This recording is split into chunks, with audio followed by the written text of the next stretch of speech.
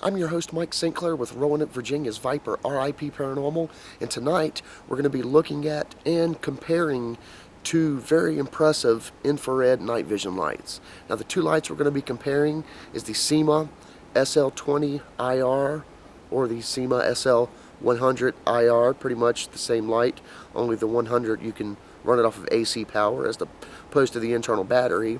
And we're going to be comparing it with the Sony Hvl-Hirl infrared and visible light illuminator. Now, when we look at these two, it's obvious these are two very different lights, and it's almost unfair to be comparing these two because of how different they are, but they're very nice lights, both of them, and I really recommend them both. So we're going to take a look at it, and I'm going to show you what they can do. Now, with our first light, the Sima SL20 IR or the Sima SL100 IR, I have done a review on this in the past, and if you want to know more about this light, I encourage you to check that out. I will include a link somewhere in the video or definitely in the description. Now, this is a very powerful light, and when we reviewed it, we only found a couple downfalls. The major downfall was the runtime and the charge time. Unfortunately, with this model, it takes about 3 hours to charge, and you're only going to get about 45 minutes runtime on it. But other than that, it's a fantastic light. It hooks in to a little shoe mount there, and it runs off of the side of your camera, just like this. Picture your camera being here, and the infrared light would be here. Now, in just a second, we're going to take a look at this light in action. Now, the light we're going to be comparing it to is the Sony Hvl-Hirl. Now, if we look at this, we can see it's a lot smaller, and it operates a little bit differently, and that's actually a plus for us. You see, this uses a hot shoe adapter, and not all of your infrared cameras are going to have this, but I know a lot of the hard disk ones do.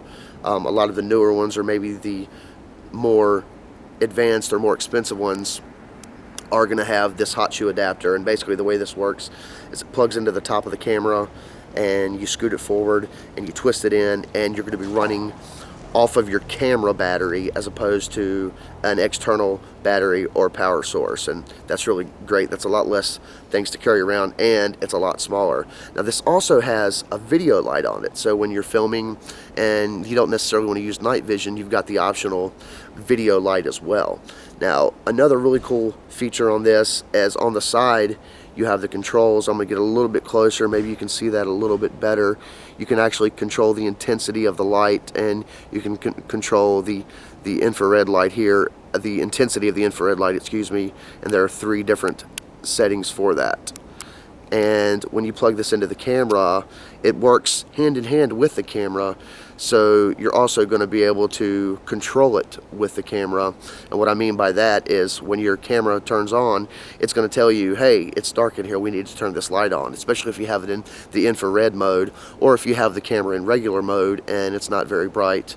It's going to automatically turn the light on and automatically adjust the power level for you. So, I mean, those things in itself is, I mean, it's just an amazing feature on this light. Now, this light features 9 infrared LEDs that go around the outside and 1 regular visible light here. And the Sima features 36 infrared lights. So it's a big difference with the lighting capability here.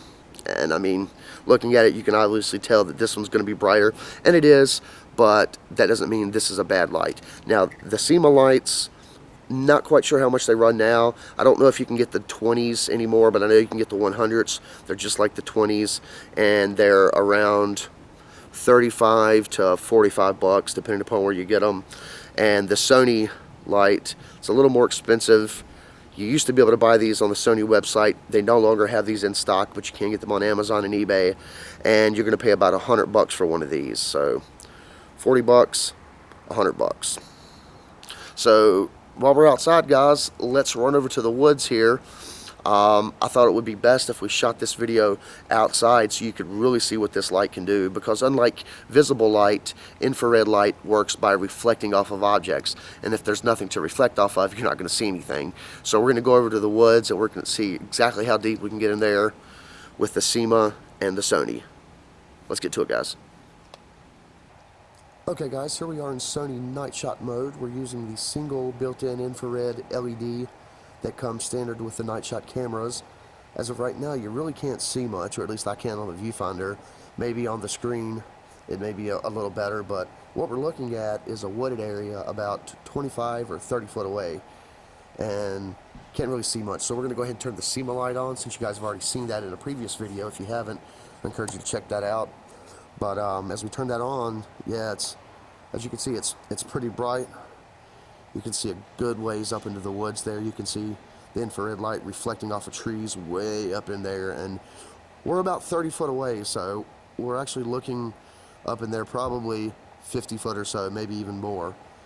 This is the Sima SL20IR or the Sima SL100IR.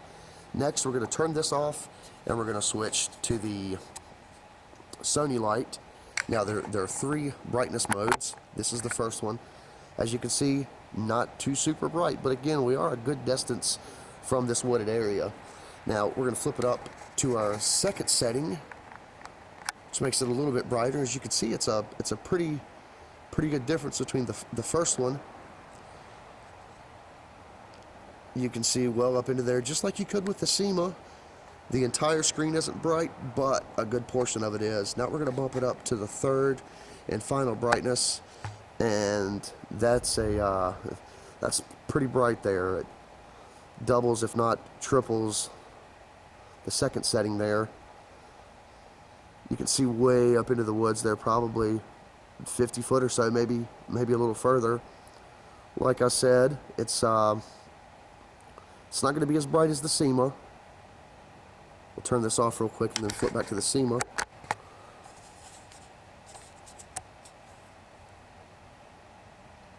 See, there is a pretty good difference there, but both of the lights perform very well. You do have the setbacks with the long running time on the Sima.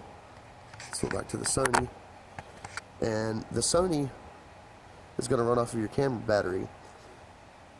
Now the Sony has a lot less infrared lights, but it is putting out quite a bit amount of illumination. So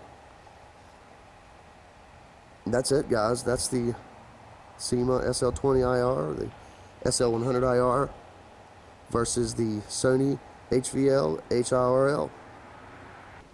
Well, that's the video, guys. I hope you enjoyed it. That was a comparison of the Sima SL20 or the SL100IR and the Sony Hvl-Hirl light. Both great lights. I recommend them both. But if you plan on getting the Sony light, make sure you have a hot shoe adapter. Otherwise, you're not going to be able to use this light. So you don't want to go out and throw out $100 for something you can't use. So make sure you have that adapter situation going on the top of your camera. Otherwise, you're going to be pretty disappointed. Well, thank you guys for watching. Make sure to thumbs up the video if you liked it. Don't forget to leave a comment and subscribe for more Ghost Hunting 101, paranormal investigation equipment reviews, paranormal investigation footage, evidence, how to be a ghost hunter, you name it, we got it. Thanks for being awesome. See you guys next time.